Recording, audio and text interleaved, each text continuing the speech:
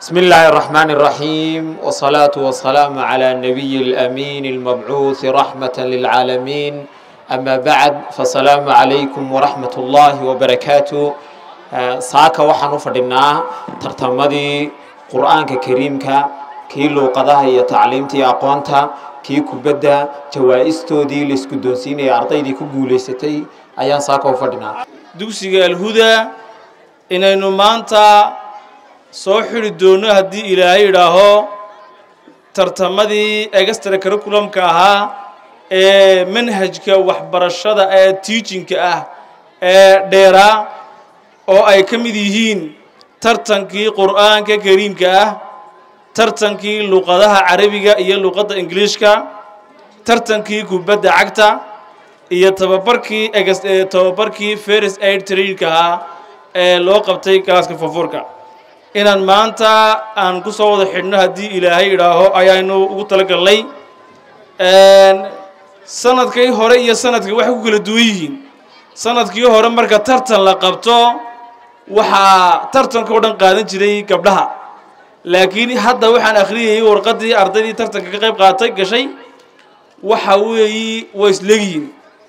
waxaa taasna cadaynaysaa in inamadii soo kaceen hablihii inamadii baa kor soo kaco hablihii soo gaadhay doorkan xaggan waxaan ku hayaa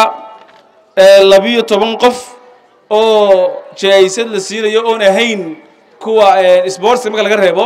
waayo sportsku rag oo inamadoo keliya loo qabtay aqoontii iyo waxbarashadii iyo quraankii markaan isu geeyey 12 ka 6 hablood iyo 6 wiil bay noqdeen taasina waxay cadaynaysaa sanadkan raggiiba kor u soo kacay oo hablihii soo gaadhay waxaan rajaynayaa dhammaantiin uu hambaleynayaa ardaydii ku tartantay number 1 quraan kariimka waayo huwa manhajka weeye quraanku waa kalaamullah wax isaga u dhigmaay ma jiro jawaa'ista aan bixin doonana jaayisadooda ugu fiicnaan doonta insha Allah taala waxa kale oo ku xigay tartanka luqadda carabiga ayaan kaanta labaad siiyay maadaama luqa carabiya ay tahay luqatul qur'aan luqatul islaam waxa kale oo ku sii xigay luqa ingiriisiya oo iyaduna luqadda hadda dunidiiba saameynta ku yeelatay ah insha Allah waxay iman doontaa waqti luqadda carabiga kor u kacdo oo ay ka awood badato fil waaqica markaan u imanno waxa kale oo inagu xigi doontaa tartanka kubadda cagta taa waxay noo dheeraan doonaa qoladii ardaydii galaaska form 4 ka ahayd ee la siiyey tababarkii first aid-ka ama gurmadka degdegka la siiyey kuwaasna isaguna waxaan u haynaa shahaadooyinkoogii baan u haynaa cabsidu qofku ama ha yaraado ama ha weynaado waxa weeyaan waa wax qofka muslimka saaran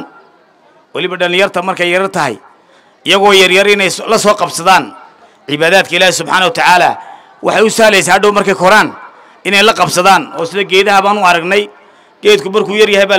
la toosiyaa marka adkaadana markaa qalluuc kuma yimaado marka insha Allah taala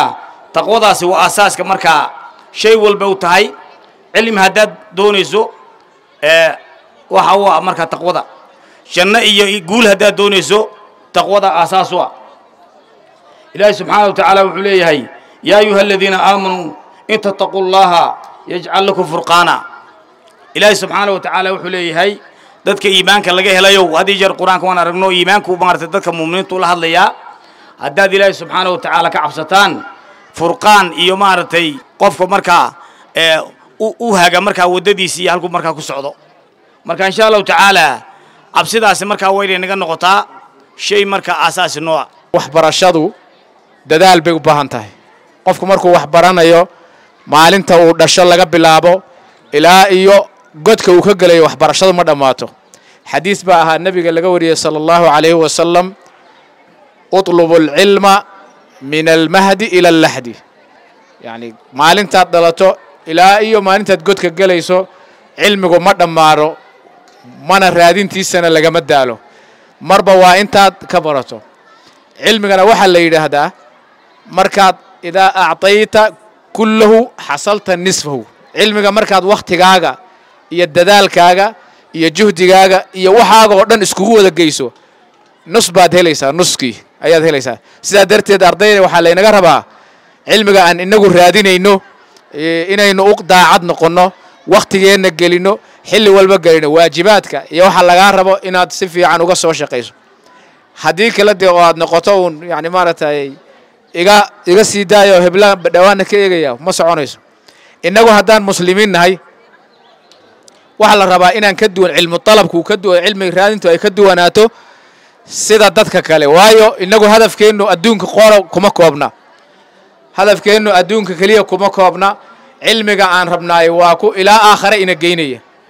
oo yani talabul cilmigu hatta kan maadiga ah haddaad ilaahay dartii uga qasado ajir buu kuu noqonaya aakhirana subxaanahu wa tacaala ilaahay uu kaa abaalmarinaya waxay farxadii ana oo weliba arrimaha ardayda halkan inay yaalaan alaab waaweyn oo halkan la dhigay jawaa'is iyo alaab istaba taalla loogu talagalay ubaxan qaaliga halkan fadhiya hadday qur'aankii noqotay iyo hadday noqotay tacliimtii guud dhammaanba luqadii ingiliishka carabiga iyo ciyaarihii iyaguna markaa la socda waxaan leeyahay waa farxadiinna iyo dhegaysta weeleeya la socda oo soo dhaweeya marti sharafta walaalayaal adeerayaal abtiyaal aqoontu waa dahabo waa qaali aqoonta waxaa hela qof ilaahay uu fursad siiyo qaaliya waayo aqoonta waxaa lagu helaa meel degan oo barwaaqa meel degan oo nabad haddaad qaxaysood qaxooti tahay tusaale waxaa kugu filan ubaxeenna walaalaheenna falastiin baa kugu filan dhibaato halkii ugu dambaysay taagan yihiin saa darteed nimcada ilaahay ina siiyey inaan u mahadnaqnaa waa muhim walaalayaal allaha khaaliqay nagu manaystay ma haystaan meel wanaagsan ay haysadaan ma haystaan hoygay gelayeen ba laga baabi'iyey ciiday cunayaan rafaad iyo dhibaato haysata adiguna waad qoslaysaa waad faraxsan tahay jawaa'is baad qaadanaysaa aqoon baad baranaysaa tusaalaha inoo noqdaan ubaxa qaaligeena la mid ee maanta lagu garaacaya kiimikaash saa darteed ubaxan qaaliga waxaan lehay aqoon baa laynooga warramay aqoonteenaan sii korinno annaga hadafkaygu wuxuu yahay dugsiga alhuda inaannu soo saarno jiil qaali aqoonyahana akhlaaqad badan aadaab badan mustaqbalka ummadda say u noqdaan allah nagu asro allah noo aqbalo insha allah waxa aan aad iyo aad maanta aan ugu faraxsannahay dhammaantiin inaan idinkala soo qayb gallay xafladdiinna quruxda badan leh cilmigu waxa la yidhaahdaa waxa hela uun qofkii u soo shaqaysta ee u soo dadaala lama kala dhaxlo la ismana siiyo markaa maanta inaan sana dugsiyeedkiina aad idinkala soo qayb gallay xaflad gaara iyo munaasabadda quruxda badan leh annaga maanta waxay noo tahay farxad gaara iyo dabaaldeg waxa aan si gaara u hambaliyeynayaa ardayda halkani maanta aanu jaa'isadaha quruxda badan leh aan ku siin doonno sidoo kale waxaan aad u ammaanayaa maamulka dugsiga sare hoose dhexe ee dugsiga alhuda maamulka ku-xigeenkii halkan agteeda fadhiya maamulkii guud maamulkii boodhka xafladda wanaagsan ee quruxda badan leh idinoo soo diyaariseen jazaakum allahu khayr baan idin leeyahay ardayda maanta inta aanan halkan jaa'isada qaadaninna waxaan leeyahay tusaalaha idiin noqoto sanadka dambe insha allah ayaan idinkana aanu halkaa aan idinka yeedhi doonnaa haddii ilaahay na gaadhsiiyo kolley cadceed baad taagantihiin dhammaantiin waxaa idin leeyahay hambalyo hambalyo hambalyo hambalyaa idin leeyahay sanad wacan baa inoo soo dhammaaday intiina dugsiga dhammaynaysa iyaga waxaan ku soo dhaweynaynaa jaamacadda intiina kale ee dugsiga soo socotana waxaan idin leeyahay insha allah guul iyo horumar baan idin rajaynayaa wassalaamu calaykum waraxmat ullaahi wabarakaatu maanta waxaan ku jirnaa waxa weeye xafladdii abaalmarinta tartamayaasha iskuulka tartamada kala duwan nolosha gebigeeduba waxa weeye si aan wada ognahay waa tartan markaa anigu waxaan idin odhanayaa un maanta oo idinku dhiirigelinayaa waxa weeye halkaa qodob oo waxbarashada waxaan ognahay inaad arday tihiin ardaynimaduna waxaa loo baahan yahay qofka ardayga in uu waqtigiisa ka faa'iideysto waqtiguna waxa weeye waxa la yiraahdaa waa waxa ugu muhiimsan ee qofka bini'aadamka haysto waqtiguna waxa la yiraahdaa haddii aanad adigu goynin isaga ku goynay waa seef laba afle haddii aad sida positive-ka uga faa'iidaysan weydo waqtiga ayaa kaaga faa'iidaysan doona sida negative-ka cumrigaaguna waxa weeye waa waqtiga aad haysato waqtiga aad haysataa waxa weeye cumrigaaga waxa weeye ilaahayna quraankiisa wuxuu ku yiri la tarkabuna dabaqan can dabaq oo ah bilaadanku waxay mari doonaan xaalado kala duwan oo hadba xaalada waxa lagaaga baahay markaa intaad waqtiga haysatay dhalinyarta tahay aad caafimaadka haysto inaad waqtigaaga ka faa'iidaysato oo uga faa'iidaysato waxa duuniya aakhiraba ku anfacaya waxbarashaduna waxaan ognahay haddii aad u baahan tahay inaad adduunka guulaysatana waxa lagaaga baahay inaad wax barato haddii aad u baahan tahay inaad aakhiro guulaysatana waxa lagaaga baahay inaad wax barato qof kasto idinka midiina waxa uu leeyahay ama inaga midiina waxa uu leeyahay waa laba cadow labada cadowna waxa yihiin waa naftaada iyo shaydaan haddii aad labadaa ka adkaato wax kasto adduunyadan dusheeda waad ka adkaatay waxaan halkan ka malaynayaa maamulka dugsiga macallimiinta dugsiga ardayda quruxda badan horteeda fadhida dugsiga ee inamiya gabdhabe marti sharafta ka soo qayb gashay xafladan assalaamu calaykum waraxmatullahi wabarakaatu waxa la yidhi goor gaaban hadalkeed gaaban bay raggii hore yidhaahdeen waana waxa weeyaan qacdeedna waa la fadhiyaa dhowr kelmadood baan odhanaynaa waxa weeye anoo ku hadlaya magaca guddoonka wasaaradda waxbarashada ee gobolka Awdal waad ogtihiin oo ardayay waqtigii waa gebagebo bishii ugu dambeysay baynu ku jirnaa ee May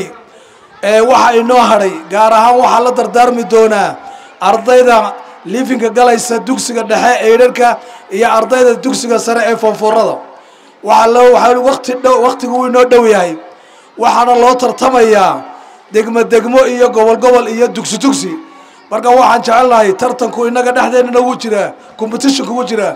inaad iskuulka hudaad u soo hoysid guul baa laga rabaa xagga gobolka iyo xagga Somaliland marka waxa weeyaan anigoo aan arkayo iskuulkan halka uu ku yaalo ama informatiga deegaanka uu ku yaalo oo ah meel aad u qurux badan oo wax lagu baran karayo maanta waad ogtiin magaalooyinkan Somaliland ama magaalada Boorama inta badan iskuulada wadooyin baa ku yaalo ardayda riski bay ku jiraan oo waxa laga yaabaa inay 100 kun meesha marayso laakiin maanta idinka waxa inagu maadnaya in meesha leeyni sahmiyay tahay meel sida amuud oo kala cidii saamisay halka iskuulka keentayna aad baan ugu hambalyeynaya waayo meel wax inoo dhow ma jiro laami inoo dhow ma jiro meel cabsi inoo dhow ma jirto idinkana waxa la inaga rabaa inaad idinkuna sida qoluha badan wax u barataan marka waxaan leeyahay macallimiintii iyo waalidkii nagu soo tacbayna waa inaad iyagana moralkooda kor u qaadaan